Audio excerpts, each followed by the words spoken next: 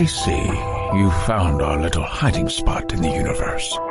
Don't get too comfortable. This is a place where you will find those with an experience that's out of this world, or possibly deep within your life. I welcome you to the Oracles with James Tyson. Lean forward and listen. We will pull you into a supernatural journey with guests from around the world, each one experiencing some of the most extraordinary phenomena this wee planet has to offer. Now, here are the Oracles with James Tyson. Thank you, Liam, and thank you, listener, for tuning in to part 2 of our interview with Akiane Kramarik.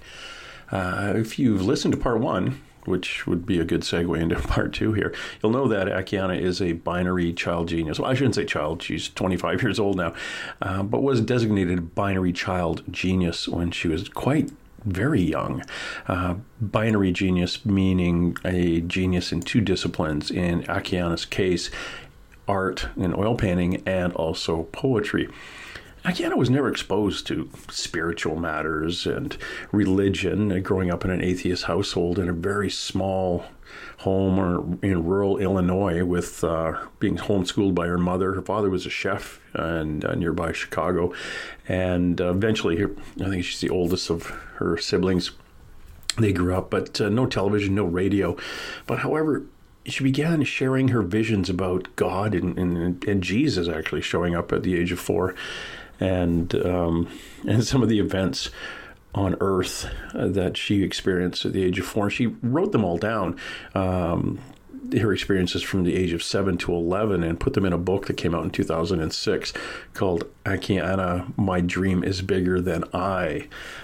So if you get a chance, go on Amazon, see if you can find that book. Go over to Akiane's website. It's pretty basic, akiane.com. It's AKIANE.com, and take a look at the artwork that she has done there. It's absolutely fascinating. A child prodigy who paints and she writes poetry, featured on television programs such as Oprah, gained worldwide attention back when Oprah found her work, was reported back to Oprah from people who saw it at flea markets and such. Now, according to Akiane, her art was inspired by her visions of heaven and personal connection with God. Akiane's artwork depicts spiritualism, religion, Christianity. It depicts the people around her that she finds interesting. It's landscapes. It's the universe. It's very, very interesting. Some of the things we're going to talk about are her experiences a little bit more in keeping with the theme of the Oracles of James Tyson, the Oracles broadcasts.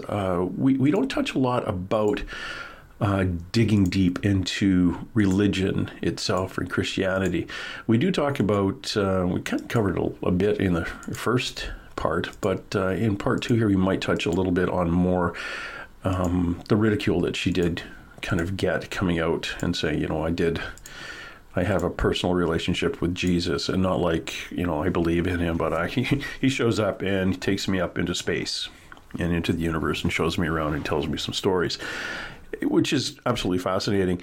She drew a diagram, drew a drawing diagram. She painted a portrait at the age of 8 called The Prince of Peace. And this was from a live sitting of a gentleman who, yes, was a carpenter and was working at one of the neighbors' places, but she painted him because she said, this is the likeness of the man who came at the age of 4, who told me his name was Jesus, and off we went into the heavens. And then later on, years later, a young fellow, and I don't know if you've followed this story, or if you remember this one, back in 2010, there was actually a movie done about it. It's called Heaven is for Real, a little boy's astounding story of his trip to heaven and back. It based on the 2010 New York Times best-selling Christian book. It's a kid named Colton Burpo, B-U-R-P-O. He had appendicitis, And eventually, he was told he had influenza and a possible appendicitis, but it came back negative. And as time passes on, Colton continuously kept, vomiting, and which his parents, Todd and Sonia, knew that was not just the flu. Went to a different emergency room, with Colton, and they were told Colton would have emergency appendectomy as he could possibly die. And months after surviving the emergency surgery to remove his appendix, he shared a story about how he left his body during surgery and went to heaven. And Colton began describing events and people that seemed impossible for him to have known about. Examples including knowledge of an unborn sister miscarried by his mother back in 1998, and the details of great-grandfather who died 30 years before he was even born. He also explained how he met Jesus riding a rainbow-colored horse and sat in Jesus' lap, where angels sang songs to him. And he also saw Mary kneeling before the throne of God, and other times standing beside Jesus. Well, Colton goes on, and actually Akiane is featured in the film, that out of all the pictures, portrayals of Jesus that are known to man, he looked at the one that Akiane painted from her experience at the age of 4 and said, that was him. That is the Jesus I saw when I was a little duffer at the age of 3. So we talk a little bit about that. We also talk about light beings. And you got to understand that Akiane, growing up, surrounded by a supportive family, but not having influence from television and radio and other outside bits and pieces of, the fluff that we go through in life. She talks about light beings and being taken up into the universe and taken up into heaven and things like that. And we talk about missing time. And I asked her, we vary from the Christian interviews that she's usually had. And I asked her, have you ever had any time missing? And she said, oh yeah, I had 10 hours and the police showed up, and I came out of my bedroom and the police were in the hallway with my mother. And they said, well, where have you been? You've been gone for 10 hours. And she said, no, I'm just laying in my bed. I just had a nap. And they said, no, you weren't in your bedroom. So she kind of relays a little bit about that story and how she was just on one of her many little journeys up into space or up into the universe, and just happened to be missed for that amount of time, which got the police involved. So a lot of witnesses saying that she wasn't there, and she was kind of bewildered when she came back into the hallway from her bedroom, and things had changed a bit in the house. But this is Akiane, a very, very interesting young lady. Also, what's unfortunate is that she's been told by Spirit that her ability to paint eventually will kind of fade away, and that she has other plans, or they have other plans for her, or we, Spirit, the universe, God, has other plans for her. Very, very interesting young lady. Akiane Kramarik, again, go to her website, akiane.com. Akiane. I say Akiane sometimes because there's an E on the end of it, but it's pronounced Akiane. And as we head off into part 2 of my interview with Akiane, I ask her if she's put a book together with her sketches from when she was a young child and some of her other written work. Yes, actually, I did publish already 2 books. The first book when I was 11 years old with my paintings I had at the time and my poetry and my life. And the second book was about my poetry. But right now, I'm actually this year, I hope to be finished with my third book.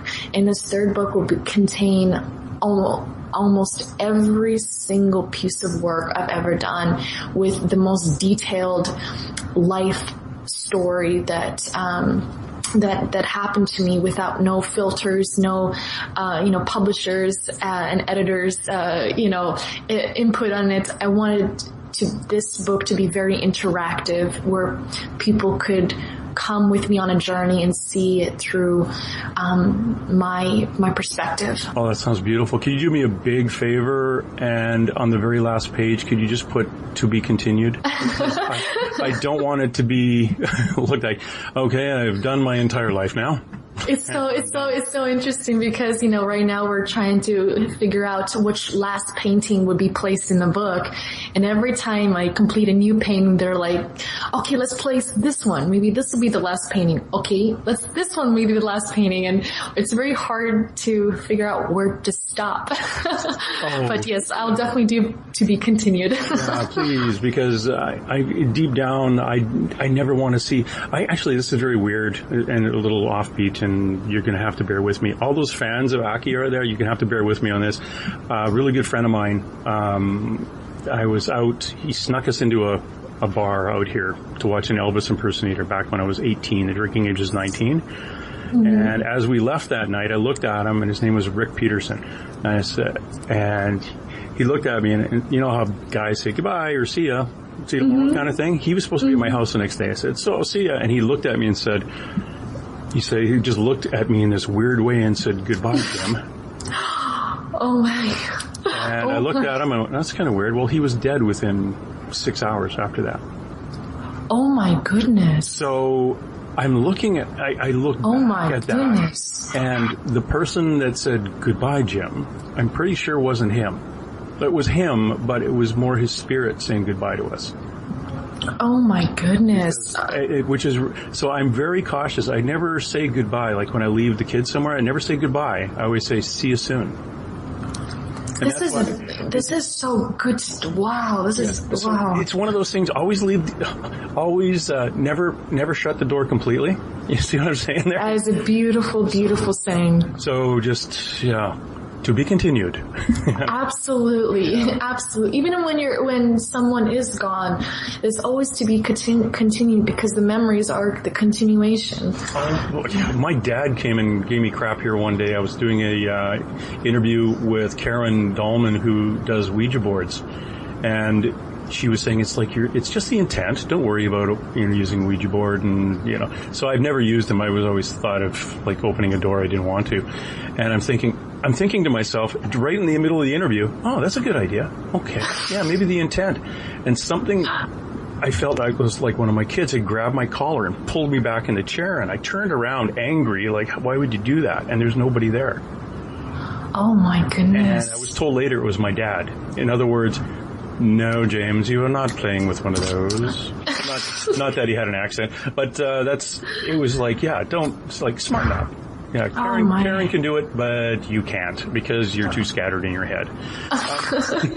Tell me about your poetry and its change since you were little and your first poetry came out, and how is it changed now? And again, this is one of those questions my English teacher would ask. It's about 20 questions in one because I'm one of those conversational interviewers as opposed to anything else. But when your poetry started, when you were a little one, to where it is now, has it changed because of life events? And also, did your poetry come to you as in painting, more of, and I'm going to have to say that word again, like channeled, or what you say, let liquid kind of flow through you? Mm-hmm. This is when I started discovering poetry was when I was 6.5 years old.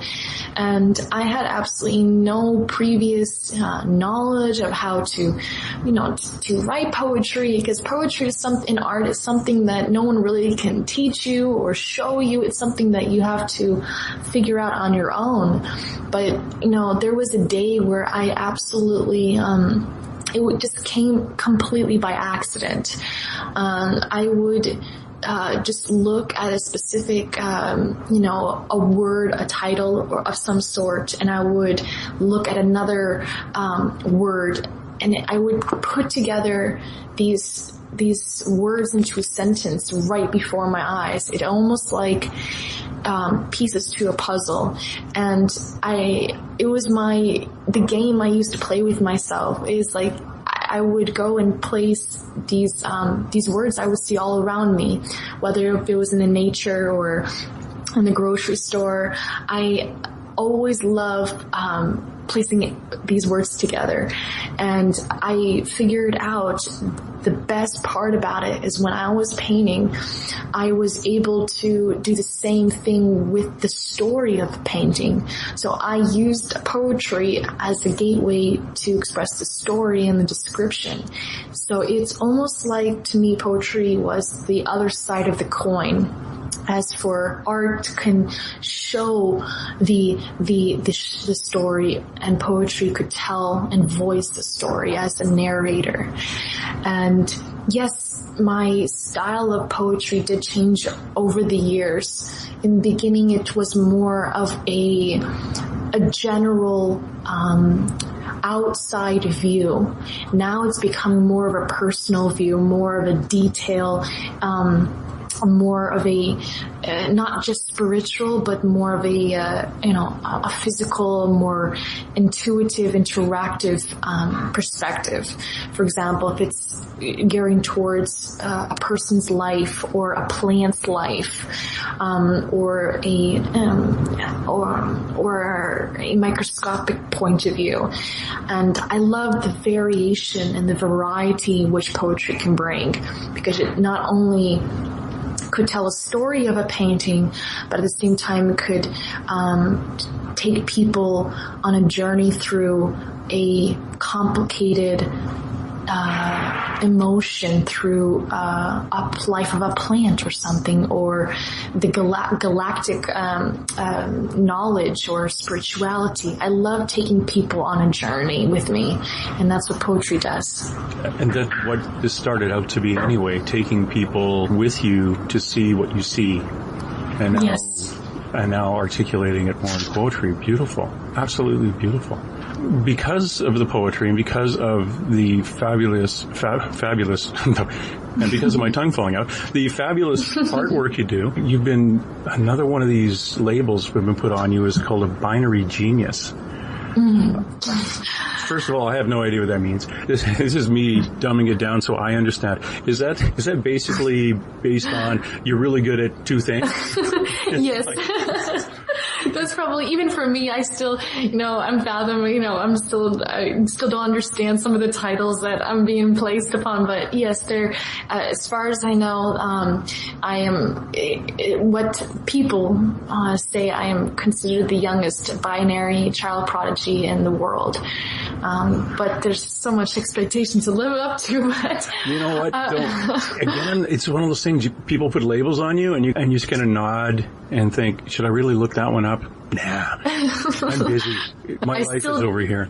It's very funny. I still didn't know what binary was until someone said that to me.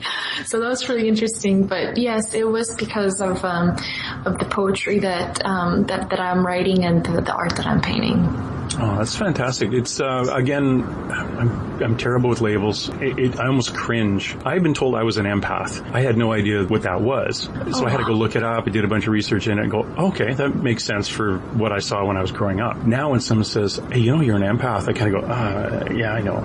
It's like, yeah, I did the research already. Yeah, okay, I know. But before I did it, was like, yeah, this is kind of creepy. And you have way more titles and way more labels and to be strong enough to put those aside. I wish I had a label for that. That's no, it's a very good thing. It's a very good thing that will keep you focused and strong and connected to your family, to the non-binary geniuses you live with. Because you don't want to intimidate people you grew up with or you live with because of something, a person that you don't know who lives in a university somewhere and reads a lot of books says, Aki is actually a left-handed, right-handed, blonde, blue-eyed binary genius. And you're going, oh, please just call me. It's very funny the way what you mentioned is because sometimes when I'm with my family, I actually sometimes get intimidated by them because they're absolutely also in my point of view, I think that they're actually almost just as or even more than me, because I think they're almost the root of my inspiration in every single project that I do, but I look up to them a lot.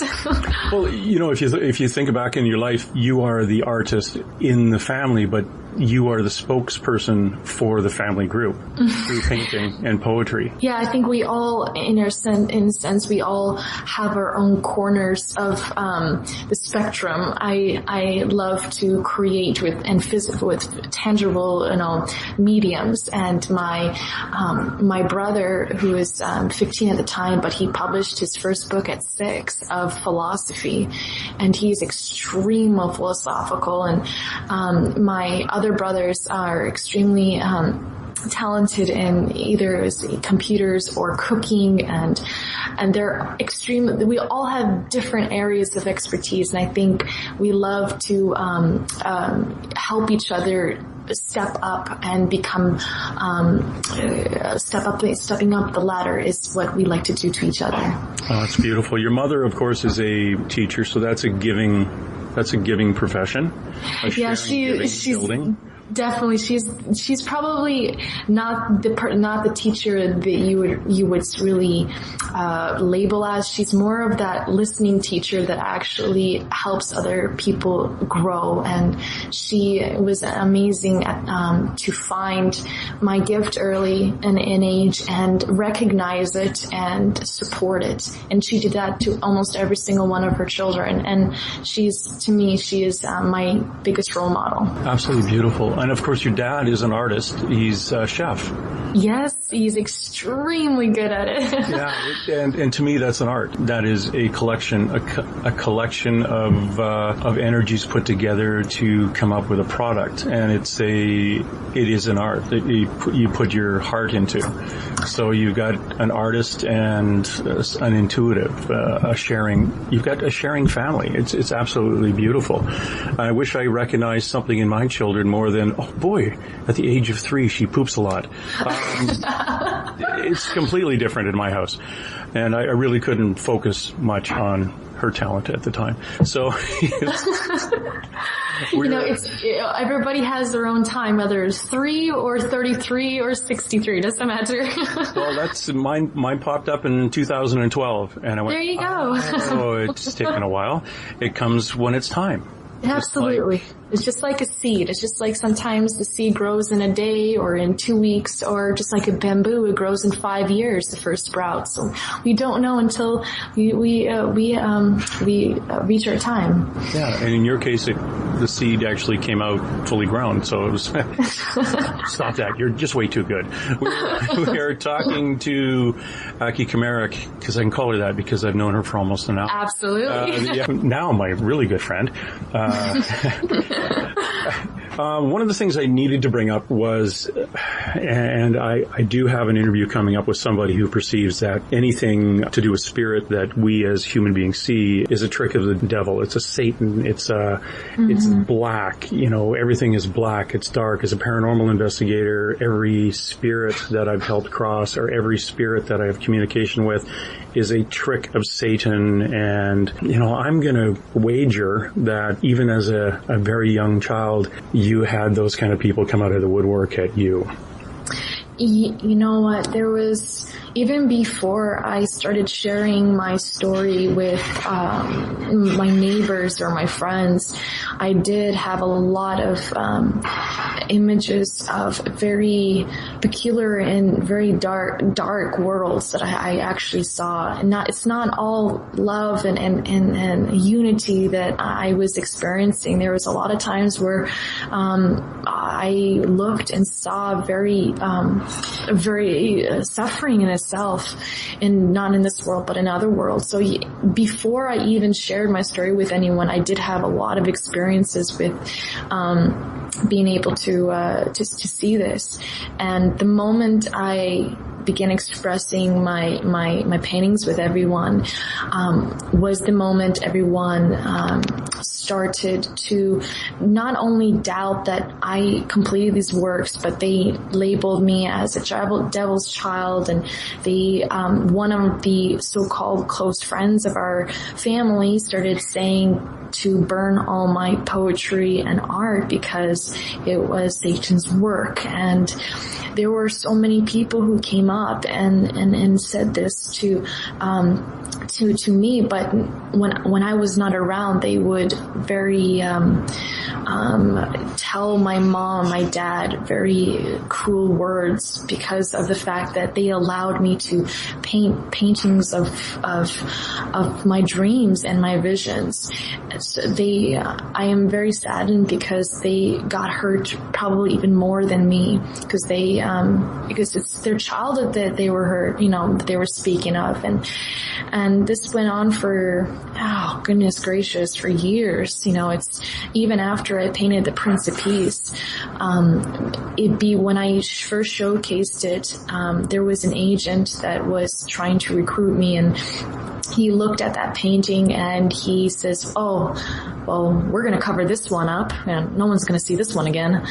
And it was like it was a tug of war constantly with showcasing my work. Maybe this is the right time, or maybe we shouldn't showcase my work. And a lot of people came and went in our lives. But around 10 years old, 11 years old, my mom and my dad especially, he was the one that decided to as much as he can to filter out all these negatives that were coming to me, even though it was out of his control. My family started filtering out these negatives, and they just allowed me just to be in my own bubble and try to just paint whatever I want. And they kind of were like my sponge armor that absorbed everything around me. And I think I am extremely grateful for them, even though I was extremely hurt, and I almost went into the time where I didn't paint for months because but the moment I stopped painting was the moment I physically went ill, because I needed to paint, because I have to, because I wanted to. It's because I felt it was almost the same as oxygen for me. And yes, to answer your question, there was a lot of people that came and went into our lives that said those things. You still kind of dealing with that every so often now too? There are obviously, you can't really stop everything, but a majority of the people, they are extremely amazing and supportive. So I think in this case, the positive absolutely hands down outweighs the other side. And because throughout the years, I think by proving to people through the diversity of my work, through the videos that I show, through the beginning to end tutorials, and through interactive video time, I think even though you cannot convince everybody, but I think you could shed some sort of possibility that Akiane is, an artist that loves to paint. Mm-hmm. So, and that's what I love. That's what I want to do. And you do it so well.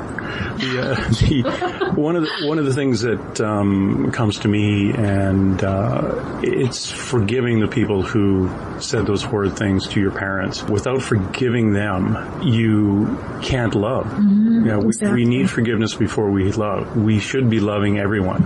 That's my goal every day, to get over the road rage when somebody cuts me off and just kind of, okay, never mind. Mm-hmm. It's okay. Exactly. It's okay. It's his.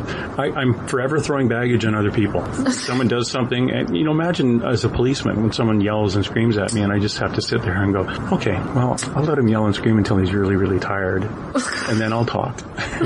Or we do a thing called modeling, where we talk really low when someone else is yelling, and they can't hear us, so they start bringing their voice down too, and slowly, unconsciously, we started going to a conversation, solving the problem. Yeah, that's a good idea. Yeah, it is kind of, it's a tricky way to deal with things, but it's frustration. Most people, frustration leads to full out anger, and if you can cut it at the frustration part, mm-hmm. You say sometimes you just get to a certain point where you're painting, and you're like, okay, I'm going in this circle and it's not coming out. What's going on? And you get frustrated with yourself. It's that deep breath. Take a step back. Mm-hmm. Shut your eyes. either ask for help or look inside of you. Absolutely. It's almost like, sometimes people their mouth speaks before what their heart really wants to say, and the reasoning kind of kicks in before the feelings. And my mom and my dad always had a very peculiar suggestion. Always, think before you actually want to say something, because sometimes memories last forever, and whatever words you say, is extremely it triggers memories. So just always be aware of everybody and feel for them and listen to them. And I love doing that, even though I was encountered by people who absolutely disagreed with me and hated my work. I actually enjoyed the idea that where they were coming from and the reason why they were saying this. And it was I wanted to almost investigate the reasoning and the ideas, and then come to a conclusion and solution we could come in on an equal term. But it's it's very interesting what you just said about that. Unfortunately, I have no filter. And that's a good thing, though. My parents would say, think before you speak. And if I could only go back and grab those words and put them back in and hope like no one heard me, but too late. It is hard. It's hard, and to deal with people that are negative towards you, who don't know you. And you just want to come out and say, no, this is who I really am. And you jump up and down and wave, this is who I really am. And then I start thinking now it's that is their issue. Mm-hmm. But if I make it mine, then I'm carrying negativity that I don't really need in my life. Mm-hmm. So I agree that you have the right to say what you're saying, and you must agree with me that I disagree with you. Mm-hmm. And you move on, because like an old movie where this guy was in a race and he tore off the rearview mirror and threw it, and he says, what's behind me no longer matters. We learn from it, but just move forward. Keep on swimming. Mm-hmm. Keep on swimming. Anyway, absolutely. And that's what we have to do. Now, one of the things I forgot to ask you about when we were talking about the Prince of Peace, I wanted to talk about your connection with Colton. Now, Colton, I want to say Burpo. Burpo. He was a young fellow who had a near-death experience and saw a number of his past relatives and someone he reports as being Jesus. Mm-hmm. And when he saw your portrait of the Prince of Peace, it's the only image of Jesus that was even close to what he saw. Or was it the person that he saw? As far as when I met him on the Katie Couric show, he said it was the only face that resembled of Christ. Our relationship is so extraordinary, even it's hard for me to fathom. What happened was we got a call. I believe I was quite in my teens. I was 14 or 15. I'm not quite sure. We got a call from Burpo's dad, and they were writing a book about his story, and they wanted to use the Prince of Peace painting. And after we agreed, and I have never met Colton ever. I actually didn't get the chance to listen out to his story until the fact his book got published. And when I read the book, he mentioned that when he did see his grandfather, and he actually had near-death experiences, and he met a lot of people in heaven, and the colors. It was his story was very similar to my story, and the first time I met him physically was at the Katie Couric show, and off the bat we just we absolutely had a blast together, and we started bouncing off these images and our stories together. So that it's a very he's almost like my brother that I never had. So I'm honored to have that relationship with him. Oh, like a new kid in the family. Absolutely. to help the other brothers do the dishes. Yeah, Colton, get over here. It's fantastic. And again, a lot of these people who are very, very sensitive that I've interviewed over the last year or two, is their sensitivity actually started from a near-death experience. Mm-hmm. They've crossed over, let's say, and were asked or told, no, you're not done, you got to go back. Once they come back, because they've been exposed to that other side, they seem to have embodied a lot more they've brought it with them, let's say. Mm-hmm. It's like their reasoning has changed. Reality itself, yeah. Yeah, it's an opening, and their vibration, or their energy has become higher. Now they have more of a connection with the other side. Mm-hmm. With spirit world, and whether they're seeing their grandparents or they're seeing angels, it's kind of up to their path, I guess, or what they're allowed to see. Mm-hmm. And I'm a big believer in, when it's your time, it's your time. And, we can all try to raise our vibration, try really, really hard to see a spirit and see our guardian angel or see our spirit guides. But unless it's your time, you're not going to get there. Yes. That's very beautiful the way you put that, because we all have our purpose here, and whether it is for a longer term or shorter term, I think we all need to support each other, and no matter how long or what time is, because time is man-made, as you brilliantly put it, and but I think we all have a purpose, no matter if it's today or in 100 years. We all need to fulfill it together. In your life, you had so many visions as a child. Are they starting to slow down as you become older?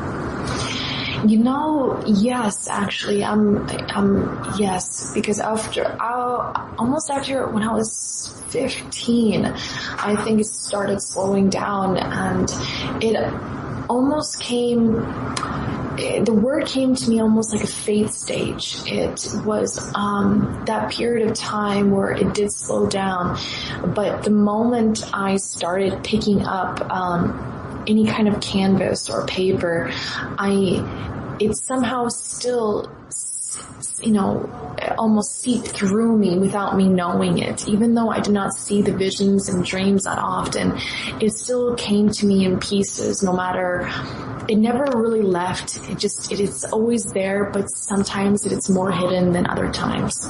It kind of leads me to wonder what the next step is. Mm-hmm. Are you ever conscious of thinking, where am I going to be in 2 years? Or are you living right now in the moment and kind of riding that little boat on a river?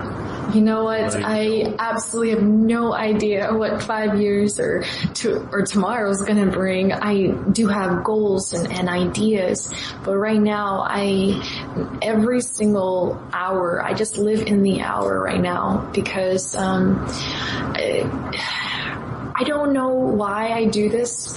I think I really like appreciating every moment. I am surrounded by amazing people and positive people. I really try to live in the moment right now. Do you travel a lot with your family?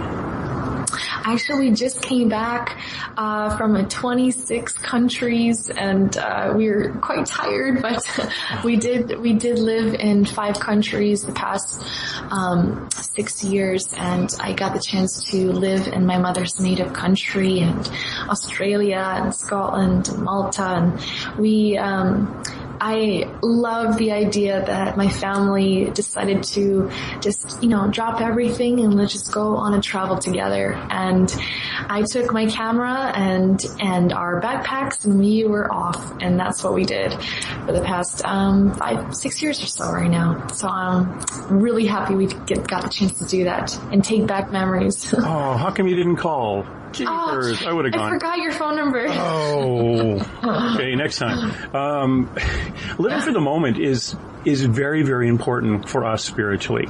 It is just seizing each moment. It allows us to prolong every bit of value in our life and make it a lot more meaningful. Rather seeking quantity of time, like, okay, I need 6 months to do this. If you live in the moment, you just deal with it. This is where I am right now. We don't have to sacrifice for quantity. It's finding the perfection in the moment. In the womb of your house, where in your art room, where everything is created and is born, you can look around and see, sometimes what you think is cluttered, which isn't, or maybe somebody else will look at it and go, oh wow, that's a messy little art room. But to you, that is, it is function. It's the perfect ingredients that are supposed to, my dad always says, your art room is like ingredients that make up, zuppa toscana, the soup.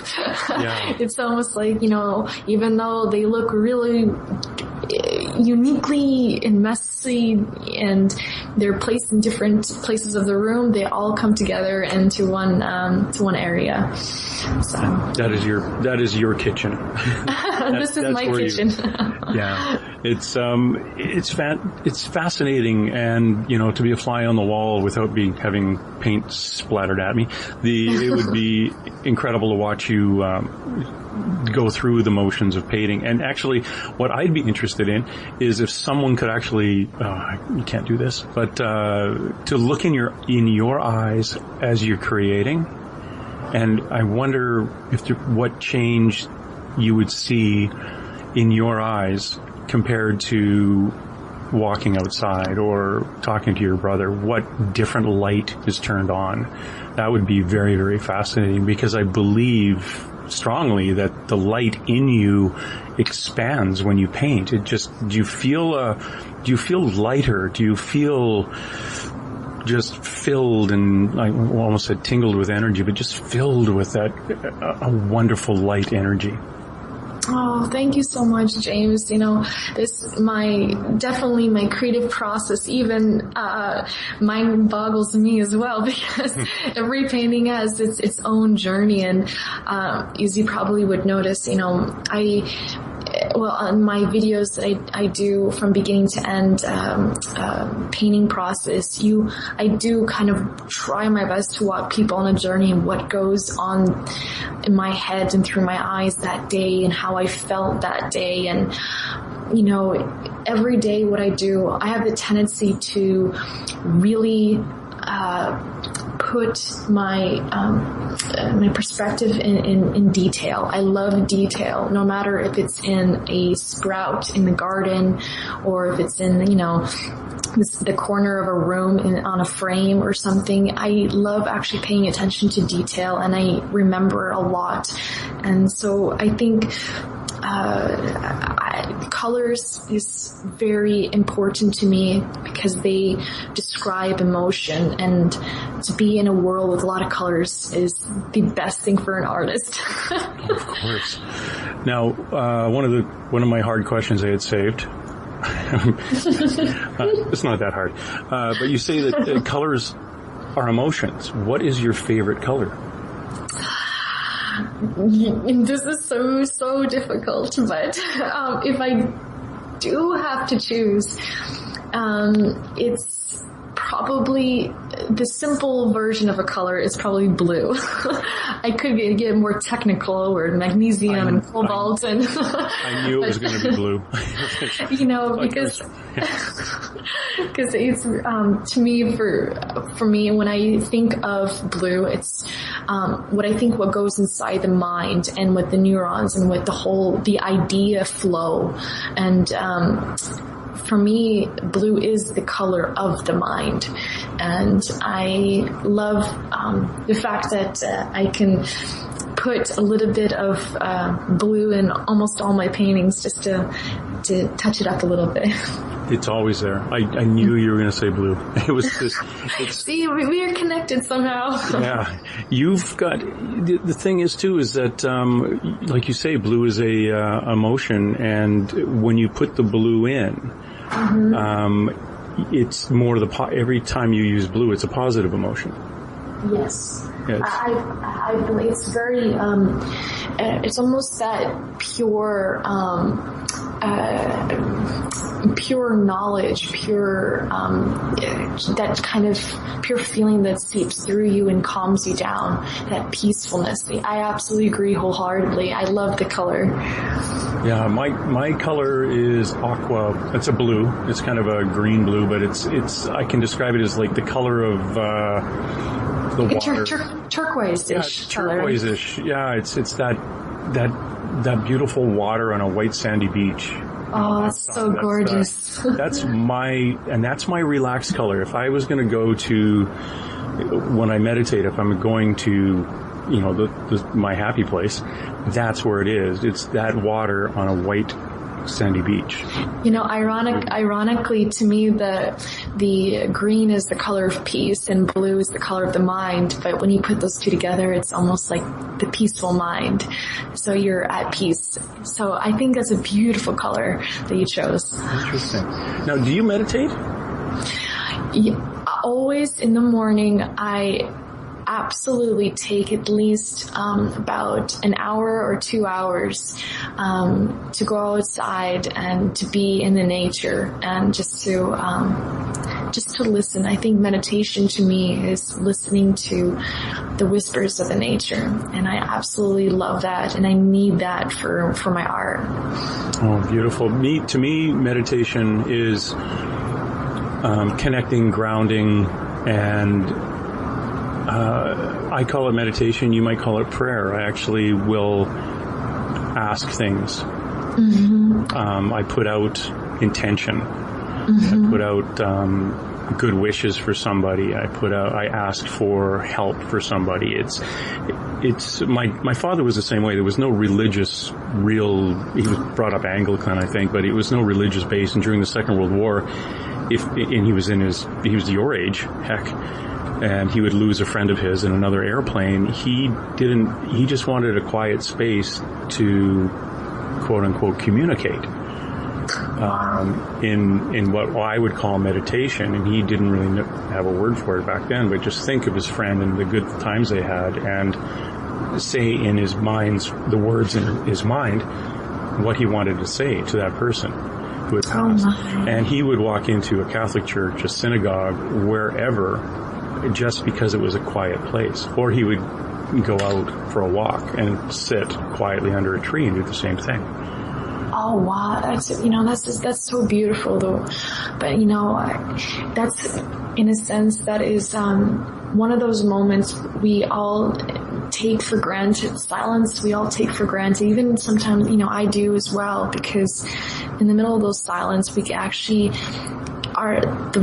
our voice is the loudest in silence, in my opinion, because we can finally communicate with each other without the use of the physical words. We can communicate with our heart words. Oh, yeah, that's beautiful. I like what you just said, because that's that is how I feel when I'm alone, breathing, taking those deep breaths and connecting and putting my thought, my vibration, my words out, primarily to help people who are either under the weather or going through a tough time in their lives. And I'm trying to send them, or have energy sent to them, really, to help them along. That's beautiful. It's hard. It's going to be hard as we go through life, and especially right now with the times that are changing. And I want to live more to the moment like you do, but because I'm drawn to sparkles and glittery things, when I see something on television that says in 2 years we anticipate this is going to happen to the earth or whatever, yes, I kind of focus on that thinking, okay, that's kind of creepy. Or whether it's Britain moving out of the EU. Or that kind of thing, or these things that the turmoil we see in the world. Are you affected by that in your day-to-day living, or grounding, I should say, or are you kind of allowing those chips to land where they may? Since I do have a very diverse family, I always walk into very interesting conversations, whether it was from the, what you just mentioned, the Brexit and from the, them leaving the EU and or the politics or, natural disasters. I always am up to date with everything, but at the same time, there's only so much that physically what one can do at that very moment. Sometimes, this is my theory that we have our strengths and we have our weaknesses, and sometimes the best strength is knowing our weakness, and sometimes I do kind of let the pieces fall into place, and I like to adapt to new environments, whether it was in different countries and different cultures. For example, when I was living in Lithuania, even though I spoke fluently Lithuanian, all the people from there, they extremely, it was very only a one-sided conversation, so to speak. They didn't accept me who I was, even though because of my accent, and they shut me off like a wall, and it was extremely difficult for me to be at home in that specific environment, even though I spoke fluently and my mother was Lithuanian. But I somehow made it so I looked at the positives and things, and I just focused on the positives and walked around the hurdles, so to speak. I guess that's my tendency in life. I like to, if there is a hurdle, I like to walk around it and look above instead of behind. Yeah, don't, and that's what we try to do as a policeman in my life and a few other policemen that I know. When you're given a challenge, look for the least complicated, and it's like climbing a wall. You try to find the weakest spot and just go around there. So it causes less ripple in the pond. You just try to get something done smoothly. The fewer the ripples in the pond, the less it affects everyone. And just kind of deal with it and move on, and deal with it and move on, and live your life on that little creek. I always used to say that it's like riding a leaf down a creek, and when it comes up to the rock and it sticks on a rock, you don't have to hit the rock with a stick and push it with your legs, because if you've ever seen a leaf on a creek, eventually, on its own time, it'll go around that rock. Yes. So don't waste your energy. Just go to have a nap on the rock, look at the stars, look at the trees, breathe the air, and eventually it's going to go. Don't waste energy on something that you have no control over. And that's when I see these outside things going on, whether, natural disasters and things, empathize without bringing on the energy, because I have no control over that.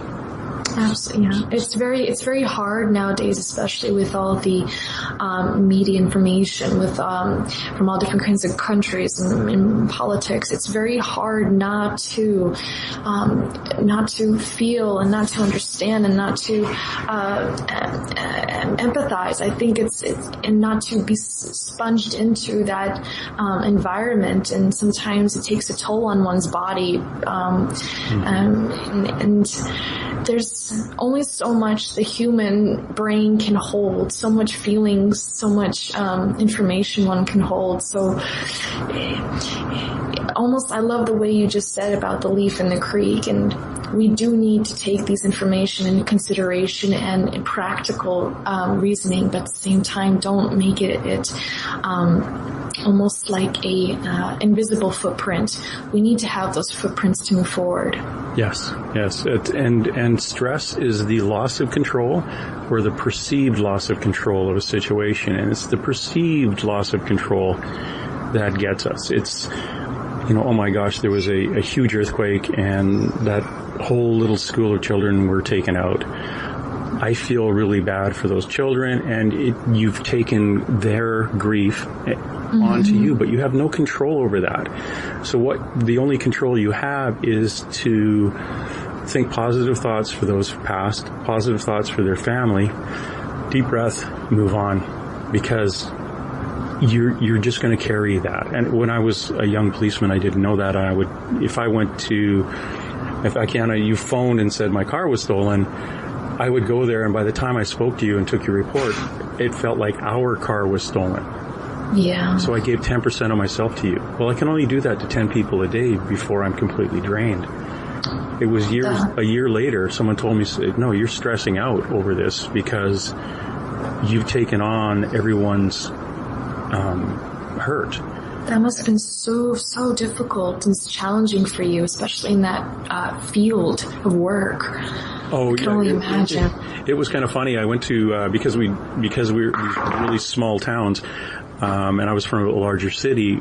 They would send us to the psychologist every year just for like the update on see how you're doing. And I said, you know what? Everyone's crazy in this town except me. And he wrote it on a piece of paper and said, now read that out loud again. And I looked at it and said, oh, that's not a good thing to say. Because I just said I was crazy and everyone was normal, really. So we got into it. He said, no, you've got to empathize, but don't take on anyone else's problems, because that is something you'll never be able to fix.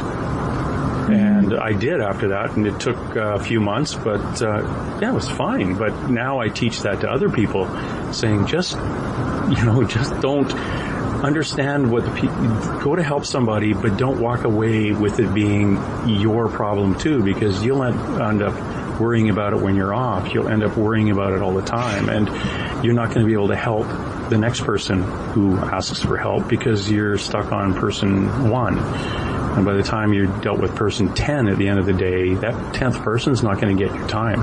Actually, number 2 to 10 aren't going to get the amount of time because you've expended so much on one. So it is different, and that's that whole, what's going to happen with our world? Are we worried about elections? Are we worried about natural disasters?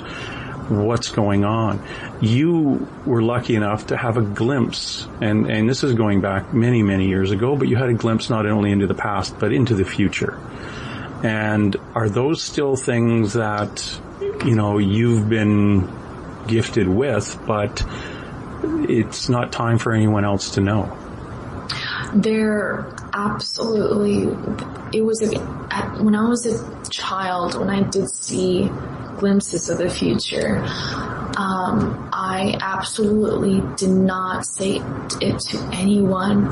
And there was a point where my mom was trying to extract that information out of me, and I told her the words. I said, I'm sorry, but you're not ready yet. I don't think no one is ready. And I kept a lot what I saw to myself, and I didn't even draw it out because it was something that I was mentally and physically not even prepared to even show it to myself. It was almost that fact that not now, maybe even later, when I am prepared, I'll show it to everyone. But yes, there were lots where I was shown, and yes, there are some that, yes, I did forget a lot because I did not draw them, but there are some I still do remember, and I will eventually paint them. Oh, that is cool. That is cool. That's a very grown-up way of saying things. That's hey, cool, Aki. That was really cool. But it is one of those things. It's one of those amazing gifts you have, and the fear of letting somebody know, the fear of the unknown, the fear of tipping your hand. I know I've talked to very, very sensitive people who are telling me that something's going to happen, in a certain area, and all I can say is, well, can you tell me what it is? And they look at me like they've seen a ghost, and they say, no, I can't.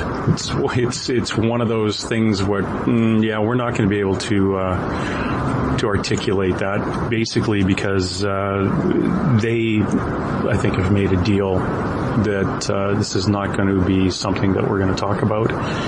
And as a result, I can't tell you because, first of all, it could scare you. And, we all have free will, so it may change. So what really is going on? Mm-hmm. And again, this comes into natural disasters. This comes in, with, man-made disasters, too. And mm-hmm. you'd like to know, but maybe it's just not time. We're a nosy lot, aren't we?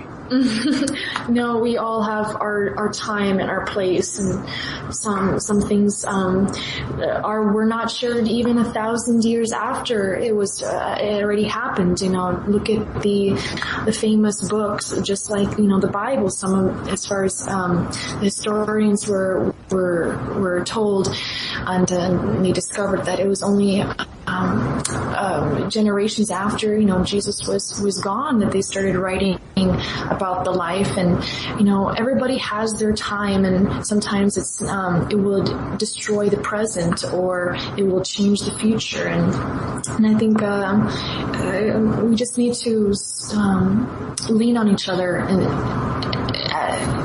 in the future when things like this come up. Yeah, it is. It's when we have to come together. And mm-hmm. Again, it's that love that we've talked about. It's the loving of everyone else and unconditionally. Just understand that we're all here. We're all the same. We're all the same person, so mm-hmm. to speak, in the great scheme of things. We're all the same. We're all of one energy, and we're sharing this little piece of dirt flying around a large star. But there's more out there. I would be remiss if near the end here I don't ask you, and this is just what I have to do. In your visions, have you ever been introduced to beings from another universe that you would describe as not being human? There were some experiences that I did come across where I didn't think that they were human at all. There were times where I kept on bumping into these light beings, and sometimes there were these, whether it was a dream or not, I kept on seeing these, I don't want to say this, but like these feline creatures that were enormous, and they walked on all fours. Whether it was from a different planet or not, I do not know whatsoever. I just know that these life forms I absolutely had no knowledge of.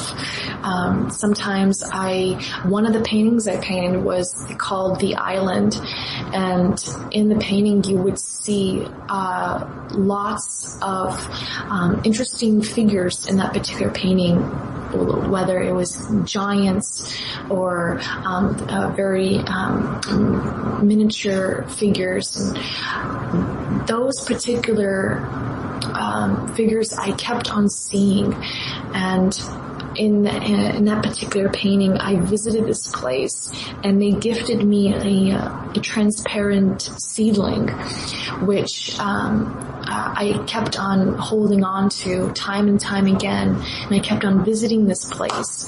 And every time I met them, they would show me these events that happened in the universe or in the world, or just very casual conversation. I would be friends with these giants.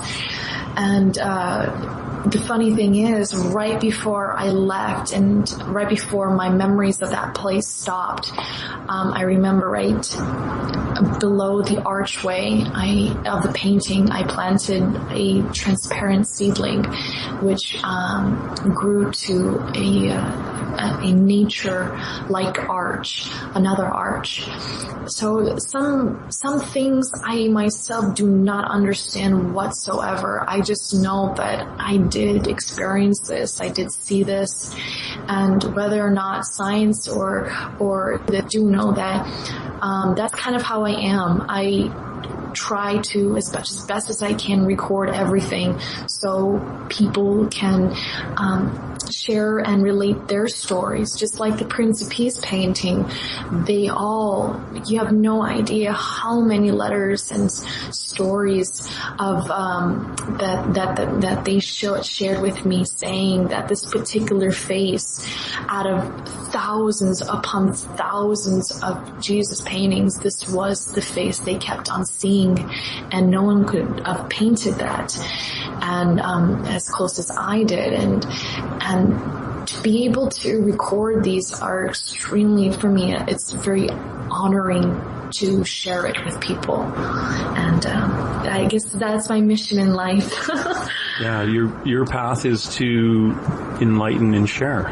Mm-hmm. And inspire, hopefully inspire as well. Oh yeah, it is inspiring, and it's absolutely beautiful. What you have done in this little speck of time on our planet, it is absolutely intriguing, and I'm absolutely fascinated with your energy and your being and who you are, actually, and who your family. You seem to me as a nucleus in a family that spins around you, and all together you are extremely strong. And that, no matter where you are on the earth, you're still going to be spinning around. Like you're all going to be connected forever. So it's an honor, an absolute honor. I love that way you just put it, because now I could just go up to my family and say, yes, we're an atom finally, together as a whole. The atomic family.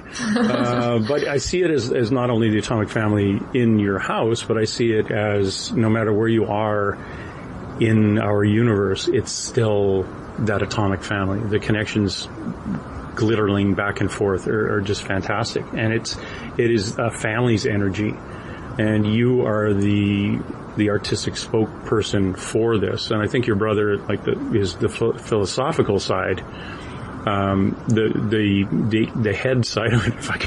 If I see, I'm not that articulate, so it's I am a policeman, for goodness sakes. He's the cerebral side, and you are the visual side. And each of the people in the family has roles, and the little tiny one, I wonder where he's at. Oh, you know what? This is also a mystery to me, but he absolutely is in love with origami and architecture. So the attention to detail is beyond my capability. So I am inspired by just looking at him doing origami for 6 hours. So he's a little quantum engineer. I believe so. Quantum physics, psychology, you got the whole. You should just all leave and start your own planet. But you come back. Kind, James. Yeah. No, but it's a fascinating mix. And I look at people who say that, I've been told I was a star child, or I was told I was an indigo, or one of these other labels, and I think it's all varying degrees. We all have these baby steps. Maybe the 22-year-old now who has been deemed to be an indigo, 45 years from now, there could be another ascension, another point of their ascension into spirit, or to connection to higher vibration. However we want to label these things. It's my gut feeling that we are just here to do good to others and love everyone, just like a baby child, like just little children, not affected by everyone. We should all just be kids for a while. Absolutely, James. I think that could be our motto. Let's all return back to 6-year-old and 7-year-old children. That would be an interesting world. I think that would be filled with lots of fun and laughter and love, and I think we all need that time and time again. We do. The unfortunate thing, there wouldn't be a lot of airplanes, and the traffic would Unfortunately, I think the technology was a little bit decreased. I want to build that. No, I want to build it. All right. I before I get too silly, too late, I should let you go. I want to thank you just for being you and coming on. Kenny, you are just a fabulous person, and I want people to go to your website and help out. Now, you have to remember that if you go to Akiane.com, she has a number of books. She has some downloads, calendars. Please take a look at these. I'm talking about you like you're not here. Aki is supporting a lot of charities, and they're primarily for children. Am I correct? Children, it could be, anything and everything that I try to set my heart and eyes on. I like to help, whether it was in schools, children, whether it's in healthcare or any kind of field. Hopefully I could put my finger and try to help as much as I can. Oh, that's beautiful. Good for you. So I urge you to, if you have a gift, if there's a birthday coming up, like Aki's, on July 9th, go to her website and buy her one of her own gifts. And, because I bet you haven't got one of them, buy her a bookmark. So, that'll be that'll be the best. Because, you're supporting her passion and her love, and you're supporting her in spreading good energy, in spreading love, and spreading joy to the less fortunate that we have on our earth, that are our brothers, little brothers and sisters, and those who just need a hug once in a while. Whether it's money is energy. And we say bad things about it a lot, but when it's used as positive energy, it's used the right way, it does affect the lives of many, many people. So again, I want to thank my listener for tuning in and going to Akiane.com and helping out with that. Thank you so much, James, for having me. Oh, it's more than a pleasure, and I hope to drop by and chat again sometime. And I want you to know that we all love you and your family. I want to thank your dad for getting a hold of me so often and keeping in touch with me until I could finally track you down and lock you in the art room. I am honored anytime to have a conversation with you. It was a blast, and I learned a lot from you, James. So you are very inspirational, not just to me, but to many. So thank you for being who you are as well. Oh, thank you very much. And I did send you a couple little links on what astral traveling was and an empath, and I am going to send you something from a friend of mine who, Derek Faust, who is an ex-Navy fellow who has been seeing light beings. And what's really funny about him, he described him as feline. Oh my. So I'm going to send you a link. He's on one of our radio shows. So I'm going to go in there and get that one and send you that. And he's got photographs of them because they actually follow him around. Oh my goodness, that is intriguing. You got me excited now. Okay, I'm going to let you go and say hi to the family for me, and we love you lots. So you have a wonderful, wonderful summer. Oh, thank you so much, James. And it was such a blast talking with you. So we'll catch again some other time as well. You bet. So, thank you so much, James. Okay, bye-bye. Bye-bye.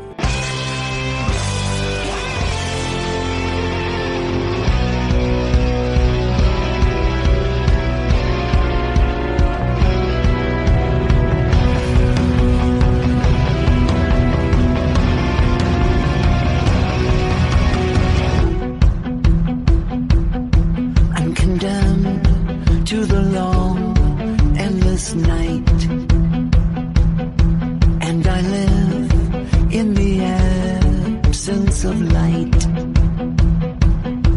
and my shadow has life of its own, watching you while you sleep all alone.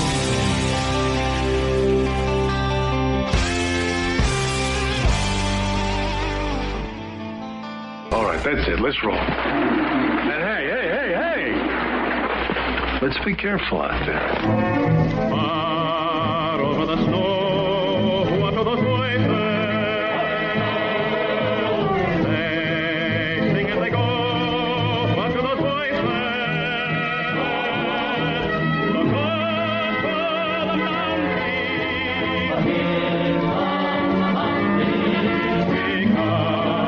Somebody hide, somebody better hide.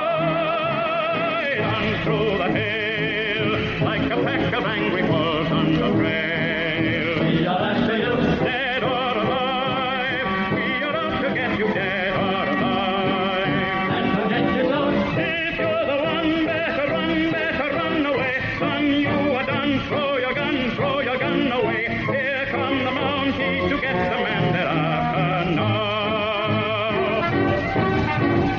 Run through the hail like a pack of angry wolves on the trail. Dead or alive, we are out to get you, dead or alive. If you're the one, better run away. Son, you are done. Throw your gun away. Here come the Mounties to get the man they're after. No!